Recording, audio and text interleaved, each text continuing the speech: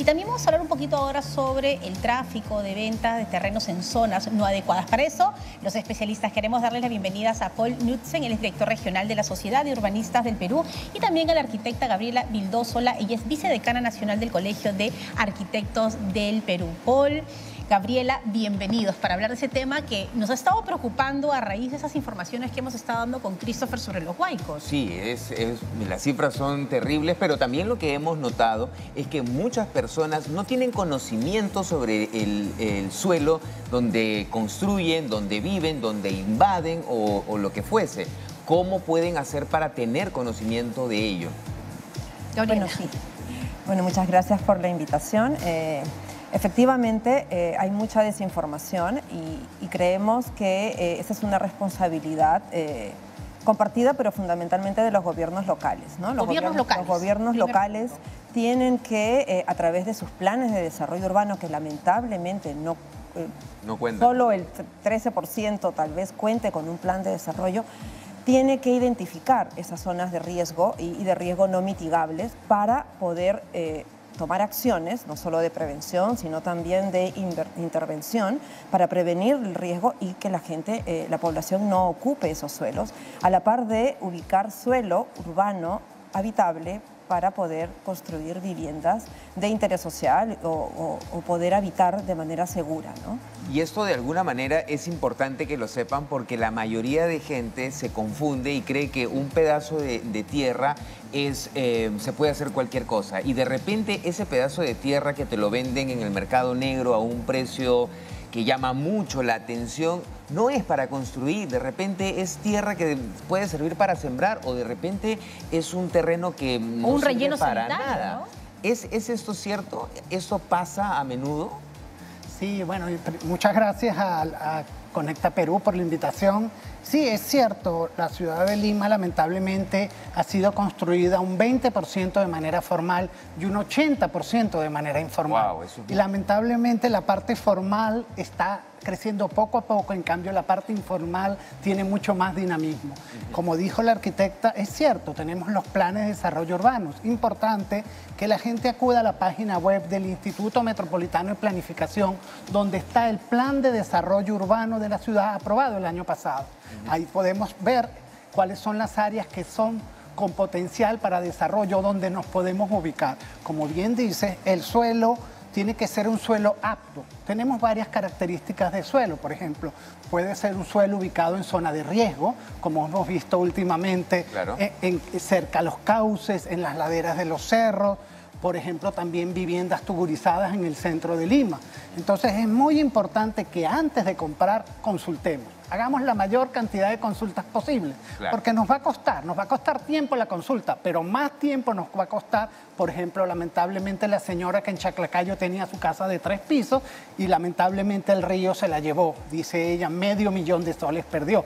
Si hubiera dedicado un poquito más de tiempo a poder ver si ese suelo era edificable, no hubiera perdido la inversión. Claro, ahora Gabriela, también tenemos un problema que a veces no lo queremos tocar y es el tráfico de terrenos, es decir, alguien va, dice ese terreno me pertenece, lo comienza a lotizar, lo vende, ¿no? Y de pronto tenemos familias con esteras. Muchas de las urbanizaciones, por ejemplo, han empezado así como una invasión. Sí, claro. Y luego, por un tema político, se les ha puesto luz, agua, desagüe, pistas. Pero ¿cómo podemos mirar hacia el futuro? Es decir, sabemos que hay una manera de ser y de comportarnos. ¿Quién debería de ser la autoridad que ordene y también hacia la gente que muchas veces por necesidad de una casa lo hace? Claro, tenemos el marco normativo, ya desde el 2021 está la Ley de Desarrollo Urbano Sostenible y bueno, solo un reglamento de los 5 que se deben aprobar, pero finalmente hay los elementos para que las municipalidades, yo vuelvo a insistir en esto de planifiquen las ciudades, puedan desarrollar justamente estas zonas identificar estas zonas de riesgo, porque no es posible, además, el silencio otorga, ¿no? Es decir, se hacen a veces de la vista gorda o a veces aprovechan esto del tráfico de terrenos, que es una constante en todo el país. En todo el Perú. ¿No? En todo el país y que definitivamente lo único que hace es jugar con los sueños de las personas, porque al no tener alternativas o la alternativa del Estado es muy limitada todavía, ¿no? O sea, no solo abarca un 4% de la demanda de vivienda, definitivamente pues hay otros que se aprovechan de esto y podrían incluso hasta ganar 5 veces más que un constructor formal.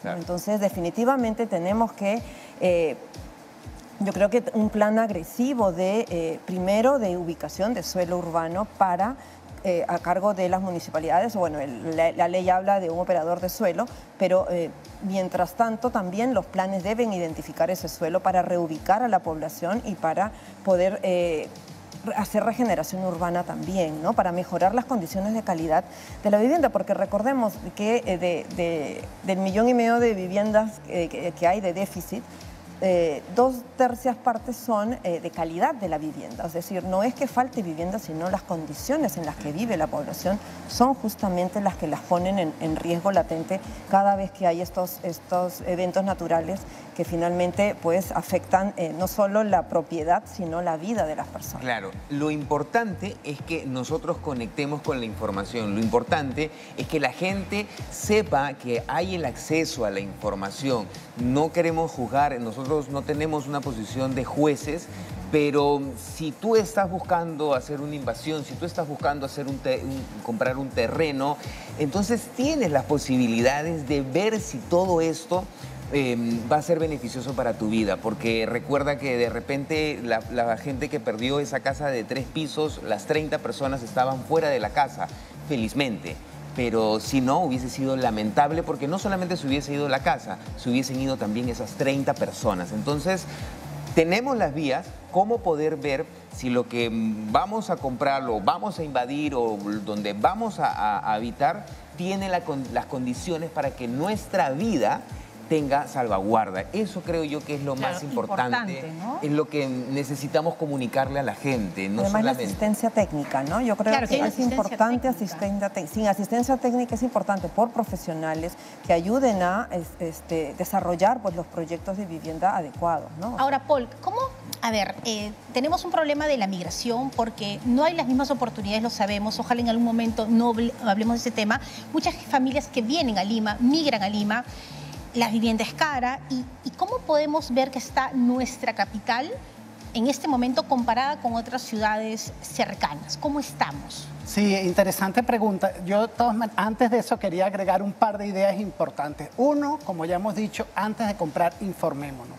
2, hay más de 1.700.000 personas ubicadas en Lima en zona de riesgo, pero el plan de desarrollo urbano ubicó 37.000 hectáreas que son suelo público, que podrían ser, como bien dijo la arquitecta, podrían entrar programas de regeneración, de compensación urbana, donde podamos desarrollar políticas de vivienda que ya existen, techo propio, etc. Entonces, ahora, contestando a tu pregunta, lamentablemente para hacer todo esto necesitamos recursos.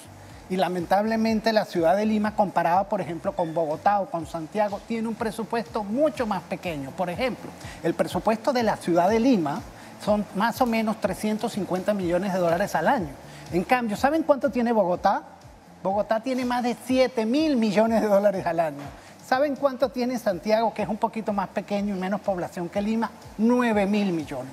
Eso significa que no solamente la persona debe buscar un terreno, debe tratar de conseguir, informarse, sino además que el Estado debe tener los recursos para poder invertir en infraestructura, ya sea infraestructura vial, equipamiento, agua.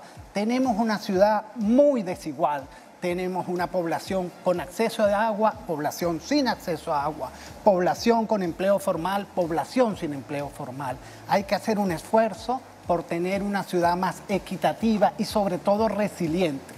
Por ejemplo, en el caso de Santiago no hay mercado informal de la tierra. El Estado provee el terreno o se compra el particular y se aplican políticas de vivienda social. Claro. En el caso chileno no hay invasiones de terreno. Ahora, hay tipos de invasiones o de ocupación del suelo. Por ejemplo, un ejemplo que yo vi en la universidad, que era un ejemplo mundial, fue el caso de Villa El Salvador. Villa El Salvador fue una ocupación ordenada, con mucha participación vecinal y además sobre suelo público. Claro. Y además en condiciones que no representaban riesgo para la ocupación. Entonces, nuevamente repetimos, infórmese. Antes de comprar un terreno o de hacer una vivienda, por favor, informe. Ahora, lo que te escucho me lleva a la siguiente pregunta. ¿Lima se está convirtiendo en una ciudad peligrosa para vivir? ¿Eso es lo que nos estamos transformando nosotros? ¿Puede ser? ¿Es peligrosa Lima para vivir? ¿Tú qué dices, Gabriela? Es una ciudad vulnerable al peligro, ¿no? O sea, probablemente no toda la ciudad es vulnerable, pero sí, es una ciudad que cada vez crece de manera más informal. O sea, en general, todas las ciudades del Perú tienen ese problema, ¿no? Claro, entonces podríamos hablar de una estrategia público-privada donde el Ministerio de Vivienda se encargue de asignar esos terrenos y los municipios digan, ok, vamos a construir o vamos a dar ayudas a las familias y un trabajo en conjunto, ¿sería lo ideal? Claro, pero además que sea interdisciplinario. Por ejemplo, que esos terrenos estén dentro del plan de desarrollo urbano previsto como suelo urbano habitable. Y no volvamos a repetir el caso de ocupar suelos con altos niveles de riesgo. Lima tiene muchos riesgos. Es una ciudad que tiene desastres meteorológicos como los que acabamos de tener. De hecho, estamos en otoño y nos sentimos todavía en verano. Claro. Lamentablemente en el norte del país las lluvias y las tormentas han sido copiosas, pero además tenemos riesgo de sismo, no nos olvidemos de eso. Y además tenemos en la costa riesgo de tsunami, además de los que ya hemos hablado, ocupación de cauces, viviendas precarias, etc. Entonces, ¿qué es lo que es más barato? ¿Mitigar ese riesgo o atender el desastre? ¿Qué es más barato? Entonces, hay que trabajar eso, mitigar el riesgo y no atender el desastre. Porque una vez que ha ocurrido, hay que reubicar a las personas, claro, ver dónde se mudan. Entonces, por favor, piense eso. Hay que mitigar el riesgo. Ahora, ¿y cómo cambiamos el tema de la idiosincrasia, no? Porque vemos en las noticias y dicen, señora, pero vamos a reubicarla. No, yo quiero seguir viviendo acá, sí, pero es peligroso. No importa, saldremos adelante, ¿no? Entonces, ¿cómo vamos a nuestra manera de pensar para entender que realmente estamos en riesgo? Yo quería contar algo interesante sobre lo que estás diciendo. Lo que pasa es que la señora tiene una red social. Ella se desenvuelve en su entorno. Por ejemplo, hay un caso muy interesante, la línea 1 del metro, cuando pasó sobre una quinta en el centro de Lima, gracias a los acuerdos del marco socioambiental con el Banco Mundial, se reubicaron en una zona cercana, de tal manera de que las personas no perdieran su entorno social, su red social. Entonces, a la hora que reubiquemos las personas hay que pensar muy bien dónde se van a reubicar, porque este es un elemento clave. Y que no pierdan esa red social que tienen. Claro, porque imagínate que de pronto te ubican en un lugar donde no conoces a nadie. Tus hijos no pueden ir al colegio cercano, claro. Ya tiene costumbres. Entonces, claro, son varios puntos los que se tienen que ver, ¿no? Y definitivamente las autoridades tienen que tener sistemas de prevención. O sea, eso más que nada ahorita lo que tenemos que trabajar es la prevención de poder reubicar a esta gente, informarle a esta gente que están en lugares de peligro. Eso es lo que a mí me asusta más, que la gente no sabe. Claro, y aprovechar que estamos en una nueva etapa con alcaldes y autoridades nuevas, ellos pueden dirigirse a donde están ustedes para asesorías, para trabajar en equipo, porque como siempre decimos con Cris, no se trata de decir qué barbaridad, sino, ok, estamos empezando un nuevo periodo, trabajemos en equipo. Exacto. Ustedes tienen el conocimiento, tienen las cifras y la tienen clarísima. Y yo me imagino que hay muchas autoridades que no conocen el tema porque no tienen por qué conocerlo, pero sí pueden acudir ustedes. Exacto. El Colegio de Arquitectos, los colegios profesionales en sí deben ser articuladores entre los ciudadanos y el Estado, ¿no? Es efectivamente la asistencia técnica que nosotros podemos brindarle a los gobiernos locales, por ejemplo, para la planificación urbana, para el desarrollo de sus instrumentos de planificación, es factible y por supuesto que estamos nosotros dispuestos a apoyar. A nivel nacional tenemos presencia con los los colegios regionales y entonces creemos que es una oportunidad, sobre todo con autoridades nuevas, ¿no? Pero también, como decía el urbanista, las reubicaciones, las pocas que se han hecho en el Perú, no han sido tan exitosas también, ¿no? Justamente por eso, porque no se ha reconocido las potencialidades, o sea, los valores que la población tiene en el lugar en donde se desarrolla. Exacto. Sea de riesgo o no, ellos valoran también el acceso al trabajo, por ejemplo. Al transporte. El acceso al transporte. Al agua. El acceso al agua. Yo tengo el caso cercano de Iquitos, porque yo vivo en Iquitos, de la nueva ciudad de Belén. Es un proyecto de reubicación de 2.600 familias y después de 7 años solo hay menos de 400 familias reubicadas en condiciones de inhabitabilidad más o menos iguales a las que tenían. O sea, tampoco es que se ha logrado. Entonces, claro. Obviamente a 14 kilómetros de las fuentes de trabajo. Entonces, definitivamente, esa tampoco es la manera como se tiene que hacer. La reubicación en lugares cercanos con ciudad, porque hablemos no solo de la habitabilidad de la vivienda, sino tenemos que hablar de su habitabilidad externa, como dice la Ley de Desarrollo Urbano, ¿no? Las condiciones de servicios de esa ciudad que soporta esa vivienda. Si no hay, definitivamente, las familias también van a ponderar los riesgos que ellos corren y van a ubicarse en lugares a pesar de conocerlos, porque el día a día, claro, el día a día ellos lo manejan. Y ahí termina siendo un poco la cura peor que la enfermedad. Entonces, claro, un tema bastante delicado. Gabriela, Paul, muchísimas gracias por estar aquí. Sin duda han desatado varios nudos.